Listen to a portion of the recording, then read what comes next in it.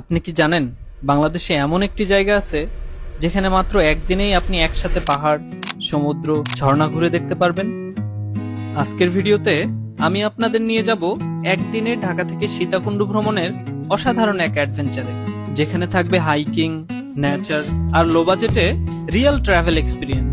প্রথমেই আমরা উঠব চন্দ্রনাথ পাহাড়ে, যেখানে প্রতিটি ধাপে ধাপে বাড়বে চ্যালেঞ্জ, আর উপরে উঠলেই অপেক্ষা করছে একটা ব্রিথ টেকিং ভিউ। তারপর চলে যাব সহস্রধারা ঝর্ণাতে, যেখানে ঝর্ণার ঠান্ডা পানিতে গোসল, সাথেই পাহাড়ের কোলে থাকা একটি লোকাল হোটেলে জমজমাট খাবারের অভিজ্ঞতা। আর সব শেষে চলে যাব গুলিয়াখালী সি বিচে, বাংলাদেশের সবচেয়ে ইউনিক ম্যানগ্রোভ বিচগুলোর একটিতে, যেখানে সবুজ আর পানির কম্বিনেশন আপনাকে মুগ্ধ করে দিবে। সাথেই আপনাদের জানাবো ঢাকা থেকে সীতাকুণ্ড ভ্রমণের রিয়েল খরচ, যাওয়ার সহজ উপায়, আরও কিছু গুরুত্বপূর্ণ টিপস। সো চলেন শুরু করি আমাদের আজকের ভ্রমণ গল্প। আসসালামু আলাইকুম বন্ধুরা, আমাদের আজকে সীতাকুণ্ড ভ্রমণের যাত্রা শুরু হচ্ছে ঢাকার আব্দুল্লাপুর বাস কাউন্টার থেকে। এবং আজকের ভ্রমণে আমার ভ্রমণ সঙ্গী হিসেবে আমার আরো দুইজন কলিগ থাকতেছে, ওবাইদুর এবং জারিফ। এবং আজকে আমরা ঢাকা থেকে সীতাকুণ্ড ভ্রমণ করব শ্যামলী পরিবহনের একটি নন এসি বাসে, যেটির জনপ্রতি ভাড়া পড়েছিল 650 টাকা। আমাদের বাসটি ছাড়ার টাইম ছিল রাত 12টার সময়, এবং যথারীতি টাইম মতো বাসটা ঠিক 12টায় আসে এবং আমরা রওনা দিই সীতাকুণ্ডের উদ্দেশ্যে। এবং ঢাকার চিরচেনা জ্যাম পার হয়ে কুমিল্লাতে এসে আমাদের গাড়িটি ব্রেক দেয়। কুমিল্লার নূরজাহান হোটেল থেকে আমরা আমাদের নাস্তা শেষ করে আবার রওনা দিব সীতাকুণ্ডের উদ্দেশ্যে। তবে একটা কথা যেটা আপনাদের সাথে শেয়ার না করলেই না, সেটা হচ্ছে যে শ্যামলী পরিবহনের সাথে এইরকম বিশ্রী একটা অভিজ্ঞতা এর আগে আমার কখনো হয়নি। কারণটা হচ্ছে যে আমাদের গাড়ির যে ড্রাইভার ছিল সে প্রচন্ড রাফ গাড়ি চালাচ্ছিল, দেখে মনে হচ্ছিল যে সে নেশা করে গাড়ি চালাইতেছে। তো বাসে যে স্ক্র্যাচটা আপনারা দেখতে পাইলেন এক্ষুনি, সেটা হচ্ছে যে সে লাগাই দিছিল একটা ট্রাকের সাথে, দিয়ে এই অবস্থা আর কি। যাই হোক, নাস্তা শেষ করে আমরা আবারও রওনা দিলাম সীতাকুণ্ডের উদ্দেশ্যে। আশা করি ভোর ভোর পৌঁছায় যাব ইনশাল্লাহ।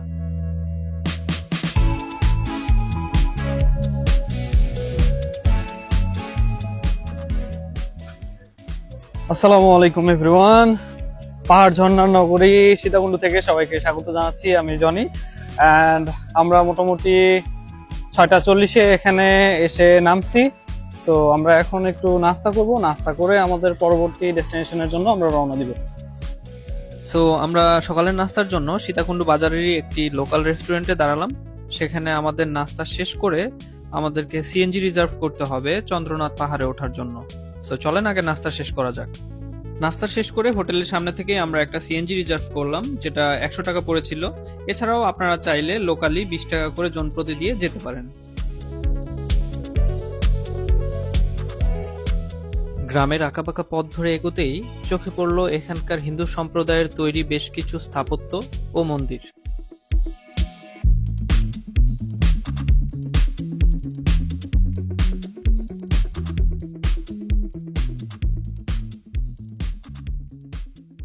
প্রায় 15 মিনিটের সিএনজি জার্নির পরে আমরা এসে পৌঁছালাম চন্দ্রনাথ পাহাড়ের সামনে। অ্যান্ড এখানে বেশ কিছু দোকানপাট আছে, যেখানে আপনারা শুকনা খাবার, পানি এবং ট্রেকিং এর ইম্পর্টেন্ট জিনিস লাঠি পেয়ে যাবেন। তো আপনারা চেষ্টা করবেন সবাই এখান থেকে নিয়ে যাওয়ার জন্য, কারণ ট্রেকিং এর সময় এটা খুবই প্রয়োজনীয় একটা জিনিস। যারা এখনো পাহাড়ে কখনো আসেন নাই তাদেরকে বলবো যে অবশ্যই এটা নেবেন, আর যারা আসছেন তারা তো জানেনই। সো আমাদের সিএনজি এসে এই জায়গাতে নামাই দিয়েছে, এন্ড এই জায়গা থেকেই মূলত আমাদের ট্রেকিংটা শুরু হতে যাচ্ছে। সো অ্যাডভেঞ্চারের জন্য আমরা রেডি।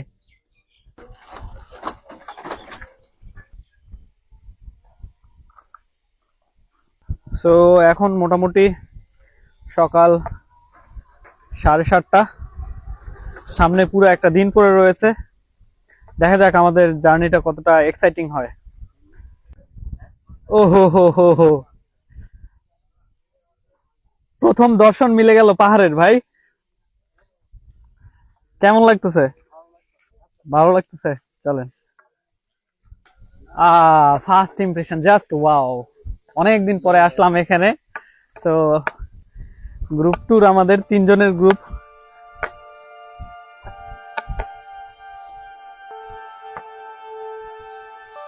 না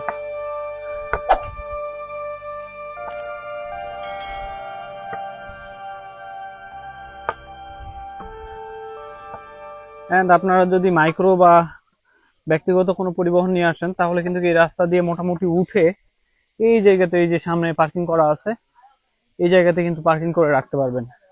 আমরা যেহেতু সিএনজিতে আসছি, আমাদেরকে আগেই নামায় দিছে। সো এটা হচ্ছে মূলত চন্দ্রনাথ পাহাড়ের গেট। আর এই গেট থেকে ডান পাশের যে পথটা আপনারা দেখতে পাচ্ছেন সেটা হচ্ছে নামার রাস্তা, এবং বাম পাশের যে পথটা সেটা হচ্ছে ওঠার রাস্তা। তো আমরা রীতিমতো বাম পাশ দিয়েই উঠবো। আমাদের ওবায়দুর ভাই হাঁপায় গেছে, এখনো তো 20 ভাগের 1 ভাগও উঠিনি ভাই। অসাধারণ অসাধারণ, যত দেখতেছি তত মুগ্ধ হচ্ছি। এখানে যদিও আমি আসছিলাম 2021 সালে, তারপরে এই 5 বছর পরে আবার আসা, এর মধ্যে অনেক কিছুই পরিবর্তন হয়ে গেছে, কিন্তু যেটা পরিবর্তন হয়নি সেটা হচ্ছে এই পাহাড়ের মোহনীয়তা। এটা একদমই পরিবর্তন হয়নি। ঠিক 5 বছর আগেও যেমনটা এর মুগ্ধতা দেখেছিলাম, এখনো ঠিক সেরকমটাই দেখছি। পাহাড়ে ওঠার সময় পথে ছোট ছোট কিছু দোকান চোখে পড়লো, যেগুলোতে খাবার, পানি, শুকনো খাবার, স্ন্যাক্স এবং বিভিন্ন রকমের কসমেটিক আইটেম বিক্রি করা হচ্ছিল। ও, এখানে আরো অনেকগুলো দোকান আমরা দেখতে পাচ্ছি। এখানে বিভিন্ন আচার, ঠান্ডা সহ অনেক কিছু আছে। আপনারা চাইলে এখানে এসে সেগুলো খাইতে পারবেন। এবং সামনে আমরা আরো দোকান দেখতে পাচ্ছি।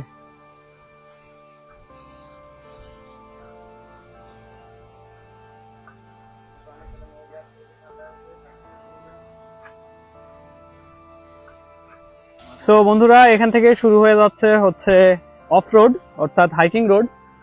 এখান থেকে একদম খাড়া আমরা বেয়ে বেয়ে পাহাড়ের গা বেয়ে বেয়ে উঠবো। সো এতক্ষণ নিচে যেটা ছিল ওই পাশ দিকে, ওটা হচ্ছে পাকা রাস্তা ছিল, অ্যান্ড আমরা এখান থেকে অফ ট্রেলিং শুরু করতেছি। সো দেখি উপরে আর কি কি অপেক্ষা করতেছে আমাদের জন্য।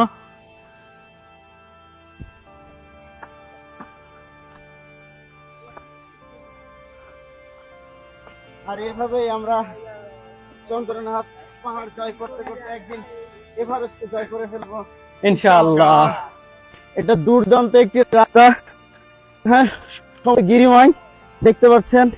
মনে হচ্ছে আমি সেই বিয়ার গিলসের মতো তার আর কি রোলটা প্লে করতেছি, তার পূর্বসূরি আর কি।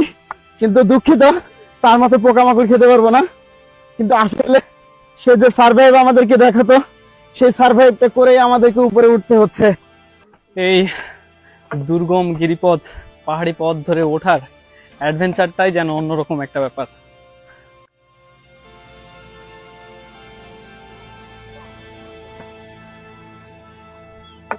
ওহ, কি খাড়া রাস্তা, ডেডলি, পুরাই ডেডলি। এই রাস্তায় যদি বৃষ্টির সময় আসেন, যদি পা স্লিপ করে, তাইলে কিন্তু একবারে শেষ। সো খুবই সাবধানে উঠতে হবে। পাহাড়ের এই দুর্গম পথ বেয়ে উঠতে আমাদের প্রচুর পিপাসা পেয়ে গেছিল। তো মাঝে আমরা একটা দোকান পেয়ে যাই, সেখান থেকে আমরা কিছু ইলেকট্রোলাইট ড্রিঙ্ক কিনে খাই। সো আপনারাও চাইলে কিন্তু এগুলো থেকে খেতে পারবেন, তবে দাম কিন্তু একটু বেশি পড়বে। এসে কিছু নতুন সাবস্ক্রাইবার পাইলাম, ভাইরা চ্যানেল দেখলো, সাবস্ক্রাইবও করছে। পানি খাওয়া শেষ করে আমরা আবার ট্রেকিং শুরু করলাম, অ্যান্ড অল্প কিছুক্ষণ পরেই আমরা প্রথম পাহাড়টার চূড়ায় উঠব। অ্যান্ড আমরা এই মুহূর্তে সেকেন্ড পাহাড়ের চূড়ায় উঠছি। সেকেন্ড পাহাড়ের চূড়ায় উঠলে আপনারা এখানে একটা ছোট্ট মন্দির দেখতে পাবেন, এবং এই পাশে আরেকটা ছোট্ট মন্দির, আর এখান থেকে পাহাড়ের টপ ভিউটা। এই পাশে একটা বড় বট গাছ। সো আমরা এই পাশ দিয়ে আর একটু সামনে যাব, মেইন যে পাহাড়টা আছে সেই পাহাড়টা এই পাশ দিয়ে।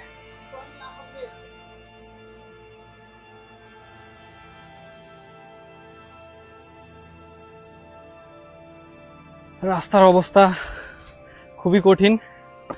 যদি পর্যাপ্ত পরিমাণে স্ট্যামিনা না থাকে তাহলে কিন্তু এখানে আসা উচিত হবে না। অ্যাটলিস্ট আমার মতো হলে আসা যাবে, আর যদি ওবায়দুর ভাইয়ের মতো হয় তাহলে অবশ্যই আসা যাবে, অবশ্যই আসা যাবে। আমার মতো মানুষ হয়ে আসতে পারতেছে, আর ওবাইদুর ভাই তো super. Yes, I'm Superman. Yes.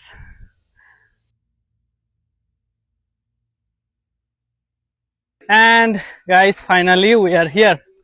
আমরা একদম চূড়ায় চলে এসেছি। তো যেমনটা দেখতে পাচ্ছেন, চূড়ায় বেশ কিছু দোকানপাট আছে, সামনে মন্দিরটা আছে। চলেন আপনাদেরকে দেখাই। What a view, what a view, nice. তো ভিউটা জাস্ট ওয়াও। যেমনটা আপনারা দেখতে পাচ্ছেন, ওই যে ওই মন্দিরটা যেটাতে আমরা ফার্স্ট পাহাড় উঠেছিলাম, এন্ড এখন এটা পাহাড়ের চূড়া, আর এই যে সামনে ওইটা হচ্ছে মেইন মন্দিরটা, আর এটাই হচ্ছে মেইন চূড়া।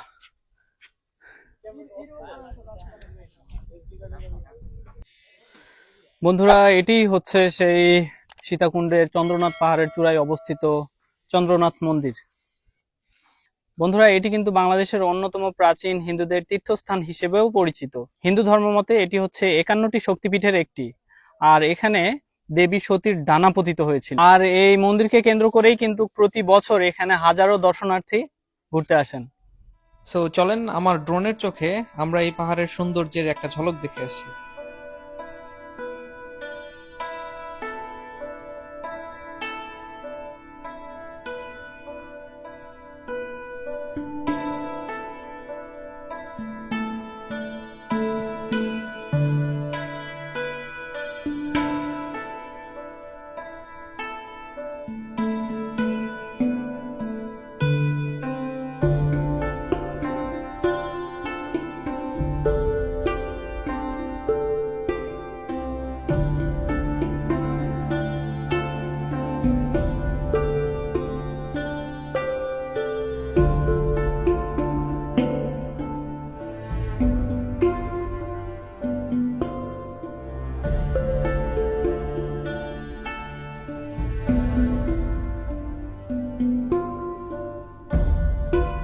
পাহাড়ের সৌন্দর্য উপভোগ করা শেষে আমরা এখন পাহাড়ের চূড়া থেকে নেমে যাব আমাদের পরবর্তী গন্তব্যের উদ্দেশ্যে। নামার পথে পাহাড়ি রাস্তায় আমরা আরো বেশ কিছু নাস্তা করলাম। তার মধ্যে খুবই ইম্পর্টেন্ট এবং ইন্টারেস্টিং হচ্ছে এই লেবুর পিনিক, যেটা আমি এর আগে কখনোই খাই নাই। রেকমেন্ডেড, আপনারা আসলে ট্রাই করবেন, ডেফিনেটলি ভালো লাগবে।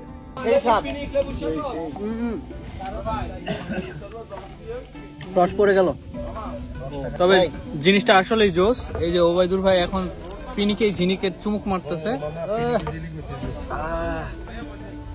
সেই স্বাদ। তো আমিও একটু দিই।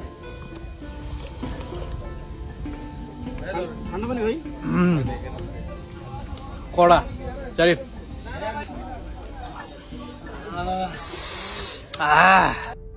খাবার খাওয়া শেষ করে আবারও আমরা পাহাড়ি পথ বেয়ে নিচে নামতে শুরু করলাম, এবং যত নামছিলাম ততই সৌন্দর্য যেন হাতছানি দিয়ে ডাকছিল আমাদের।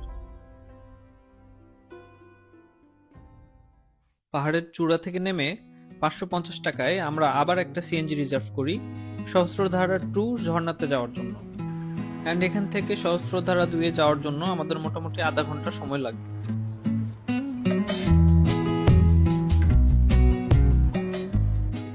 সো আমরা এখন চলে আসছি সহস্রধারা ট্রেলের একদম সামনে। তো এখান থেকে আমাদের টিকিট কেটে ভিতরে প্রবেশ করতে হবে। তো আমরা এখন সিএনজি থেকে নামলাম আর কি। এবং আপনারা যদি সহস্রধারাতে আসেন, স্ট্যান্ডের এখানেই এই ডান পাশে এই লোকাল হোটেলটা আপনারা পেয়ে যাবেন, যেখানে আমরা আমাদের খাবারের জন্য অর্ডার করেছি এবং সাথে আমাদের কাপড় চোপড়গুলো ওখানে রাখছি। সো আমরা এখন যাব হচ্ছে টিকিট কাটার জন্য। জনপ্রতি 20 টাকা করে দিয়ে আমাদেরকে সহস্রধারা 2 এর জন্য এন্ট্রি টিকিট কাটতে হবে। সো আমরা এখান থেকে এন্ট্রি টিকিট কেটে পায়ে হেঁটেই যাব ঝর্ণাতে। আবার সিঁড়ি। জারিফ, টিকিট কেটে স্টেয়ার বেয়ে উপরে ওঠার পরে আপনারা এই সুন্দর একটা ভিউ দেখতে পাবেন।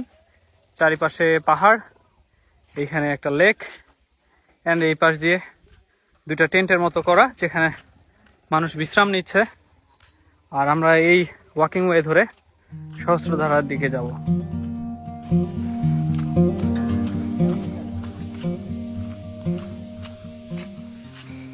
প্রচুর পরিমাণে রোদ। ভাবছিলাম যে ক্যাপ নিয়ে আসবো, কিন্তু গোসল করার সময় তো ক্যাপ ভিজে যাবে, এই জন্য ক্যাপ রেখে গামছা নিয়ে আসছি। এখন মনে হচ্ছে ক্যাপ নিয়ে আসাই ভালো ছিল। আমরা মোটামুটি সহস্রধারার কাছাকাছি চলে আসছি। তো যদিও আমি ঝিরিতে খুব কম পানি দেখতে পাচ্ছি, আশা করি ভালো পানি থাকবে। থেকে আপসেটের বিষয়, ঝর্ণাতে আসছি কিন্তু ঝর্ণাতে পানি নেই। ভাবছিলাম যে পানি থাকবে, বাট আমার আইডিয়া রং। ঝর্ণা একদমই রুক্ষ, একদম হালকা পানি আছে। সো আমরা ট্রাই করবো এখানে একটু গোসল করার। ঝর্ণাতে একদমই পানি নেই, একদম অল্প, খুবই কম পানি, বাট কিছু করার নাই, শরীর ঠান্ডা করতে হবে। ঝর্ণাতে পানি কম, কিন্তু কিছু করার নাই, এটাতেই গোসল করা লাগবে।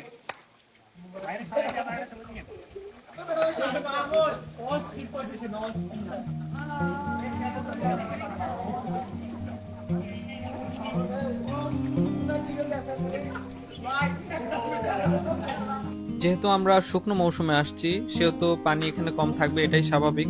সো কোনো উপায় না থাকায় এই অল্প পানিতে আমরা গোসল করলাম। অ্যান্ড আপনারা ট্রাই করবেন অবশ্যই অবশ্যই বর্ষার মৌসুমে আসার জন্য, যদি ঝর্ণা জীবন্ত দেখতে চান।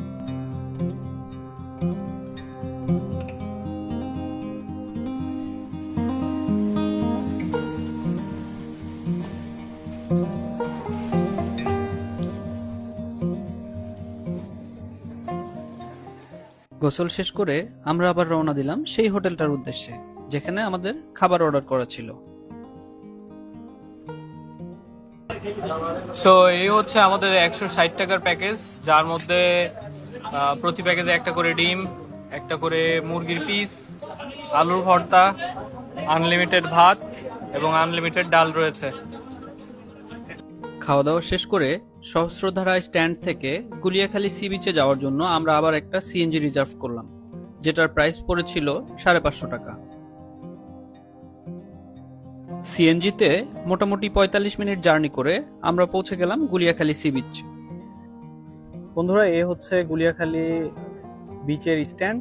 তো সিএনজিতে বা অটো রিক্সাতে বা মাইক্রোবাসে যাতেই আপনি আসেন না কেন, আপনাকে ঠিক এই জায়গাটাতে এসে নামাই দিবে। অ্যান্ড এখান থেকে যদি জোয়ার থাকে তাহলে সেক্ষেত্রে অনেক সময় বোটে চলে যাইতে হয়। বোটগুলো আছে, এই যে যেমন দেখতে পাচ্ছেন আপনারা। আর ভাটার সময় থাকলে যেমন এখন দেখতে পাচ্ছেন যে একদম শুকনা, সো আপনারা হেঁটে একদম বিচে যাইতে পারবেন। তো আমরা একটু রেস্ট নিয়ে তারপরে বিচের দিকে যাব।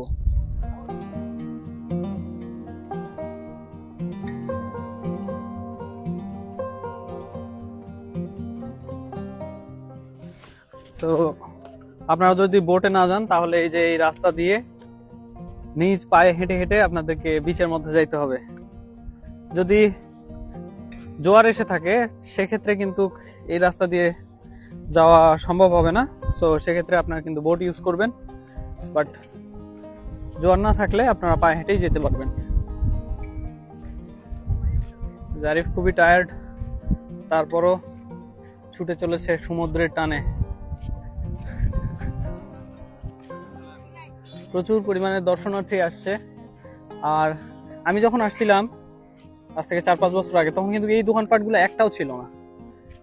জায়গাটা প্রাকৃতিক সৌন্দর্যেই ভরপুর ছিল, জাস্ট ওয়াও ছিল। বাট এখন এখানে প্রচুর পরিমাণে দোকান হয়েছে। আর দোকানের সাথে সাথে যেটা বলবো যে এই যে আমরা বাঙালিদের নিদর্শন আর কি, ডাস্ট, ময়লা, স্তূপ, একদম জায়গাটারে একদম নোংরা করে ফেলছে। এটা কিন্তু এরকম ছিল না আগে। দোকানগুলো হওয়ার পর থেকেই এই জিনিসগুলো এরকম হয়ে গেছে।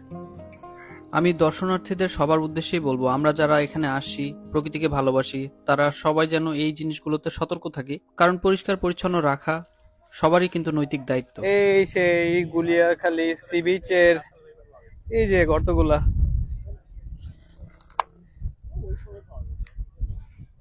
এন্ড এই যে বিচ।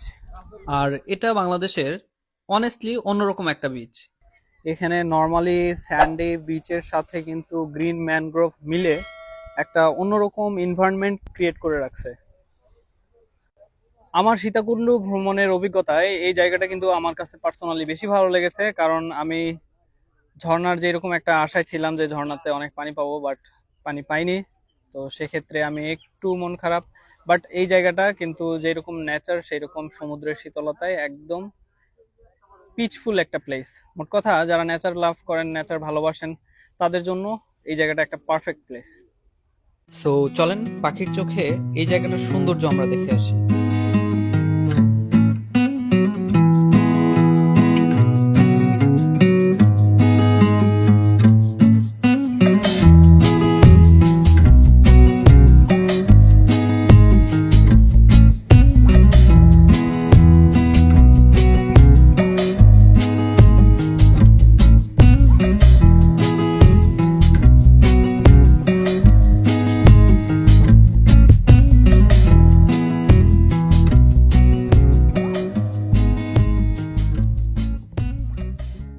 বন্ধুরা, এখন ঘড়িতে সময় 5টা, আর আমরা মোটামুটি এখানে সন্ধ্যা পর্যন্ত স্টে করব। আর আমাদের এই ট্যুরের টোটাল কস্ট কত আসলো এবং এখানে আপনারা আসতে চাইলে কেমন খরচ পড়তে পারে সেটার একটা ব্রেকডাউন আমি আমার ডেসক্রিপশনে অ্যাড করে দিয়ে রাখবো, প্রয়োজন হলে আপনারা দেখতে পারেন। সো বন্ধুরা, আমরা একদমই ভিডিওর শেষ প্রান্তে চলে এসেছি। আর এখান থেকে আমরা সোজা সীতাকুণ্ডুতে যাব এবং সীতাকুণ্ডু থেকে আমরা ঢাকাতে ব্যাক করব। সো ভিডিও কেমন লাগলো, যদি ভালো লেগে থাকে অবশ্যই একটা লাইক করে দিবেন, এন্ড যদি কিছু জানার থাকে সেক্ষেত্রে কমেন্ট করবেন, আমি চেষ্টা করবো আপনাদেরকে রিপ্লাই দেওয়ার। এন্ড যদি আমাদের চ্যানেলকে সাপোর্ট করতে চান তাহলে অবশ্যই চ্যানেলটিকে সাবস্ক্রাইব করে দিয়ে পাশে থাকবেন। তো সবাই ভালো থাকবেন, সুস্থ থাকবেন। আসসালামু আলাইকুম।